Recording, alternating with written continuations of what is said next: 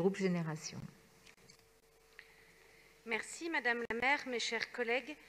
Ce PLU peut et doit être une nouvelle page dans l'histoire de Paris, celle d'une ville qui prend le pari d'une lutte active contre le dérèglement climatique, qui donne à l'urbain une nouvelle définition, celle d'une ville qui permet à chacun de respirer, et surtout celle d'une construction commune, élément clé du droit à la ville que le groupe Génération défend. Ces dernières semaines, vous vous êtes réunis, Parisiens, Parisiennes, ou alors, comme vous l'avez dit, usagers de Paris, pour définir ensemble les orientations souhaitables pour le Paris de demain. Une trentaine de grandes propositions, divisées en 6 thématiques, ont émergé de ces travaux, et elles serviront à irriguer notre réflexion autour de la révision du PLU. Cette démarche rejoint une préoccupation qui nous est chère, celle de pleinement impliquer les citoyens et les citoyennes à chaque étape d'un projet. Une démarche qui repense la place de l'usager de la ville dans l'élaboration du projet, qui donc devient plutôt acteur que spectateur.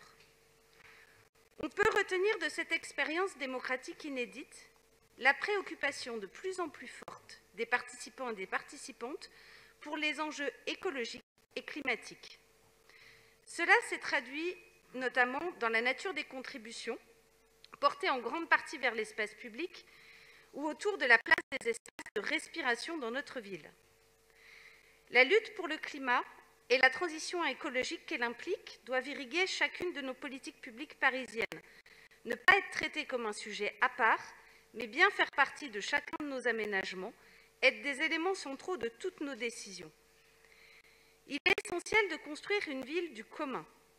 Cela passe aussi par la préservation, le développement d'un patrimoine naturel urbain dont chaque Parisien et Parisienne puisse bénéficier. L'égal accès à la nature, aux espaces de rafraîchissement est un droit qui doit être garanti. Les dernières vagues de canicule et plus récemment les 2 confinements nous ont cruellement rappelé ce besoin essentiel et partagé d'accéder à des espaces verts. À Paris, on compte 1 pour 11 habitants, 2 mètres carrés d'espace vert par habitant. La ville doit donc maintenant inverser cette courbe. En constituant, comme vous l'avez proposé, une continuité verte, nous permettrons à chacun et chacune d'accéder à un espace naturel dans son quotidien au cours de ses trajets réguliers. Attaché à l'idée de co-construction, la création d'une cartographie commune, collaborative des espaces de nature en ville, telle que vous le proposez, nous semble un excellent moyen de faire contribuer chacun pour donner corps à cette idée de patrimoine commun. Si le développement d'un patrimoine naturel commun se fait de toute évidence dans l'espace public, l'espace privé ne doit pas être en reste. Pourquoi ne pas explorer, comme vous le proposez, le fait que les cours d'immeubles, les toitures, puissent aussi proposer des jardins dans les résidences, gérés par des collectifs d'habitants. Cela rejoint l'impératif du droit à la ville, qui passe par le fait de devenir acteur et actrice de sa ville, pleinement investi dans la vie de sa cité. De même que nous défendons un droit à la nature a elle aussi ses droits et doit être préservée. La constitution d'un répertoire du patrimoine végétal, ainsi que la compensation systématique du patrimoine naturel existant en cas de destruction obligatoire de la végétation, sont autant de propositions que vous portez et qui nous semblent essentielles.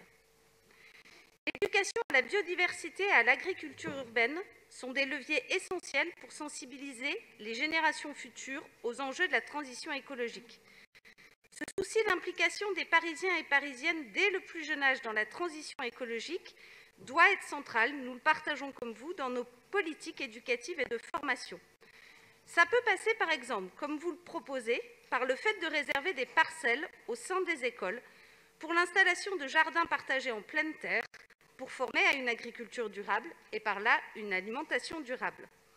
C'est une volonté que nous partageons et que nous défendrons tout à l'heure par un vœu pour que dans chaque école soit réduite la part du bitume dans les cours de récréation pour laisser la place à la biodiversité. Le droit à la ville que nous défendons, c'est aussi le droit de vivre dans la ville. Elle doit intégrer la préservation des valeurs vernaculaires, c'est-à-dire la richesse produite par les usages résultant du quotidien des habitantes et des habitants et des usagers de Paris. Elle doit enfin pleinement intégrer la possibilité de s'y loger. En ce sens, de nombreuses actions ont été initiées par notre collectivité ces dernières années pour démultiplier le nombre de logements sociaux. Les efforts sont à poursuivre, à intensifier pour permettre aux classes populaires de continuer à vivre à Paris. Pour que la ville du quart d'heure, notion clé de cette mandature, se traduise dans le quotidien des Parisiens et Parisiennes, il est nécessaire de disposer des commerces essentiels, des lieux de travail, des services au plus près de chez soi. Réduire les déplacements longs au quotidien est un axe pour aboutir à une ville écologique et une meilleure qualité de vie. Nous pourrions encore développer longtemps sur chacune de ces propositions, mais elles convergent toutes vers une même finalité: un Paris solidaire, un Paris respirable, un Paris à taille humaine. Tout ceci est stimulant, en particulier lorsqu'il résulte du pari de la démocratie et de la participation citoyenne.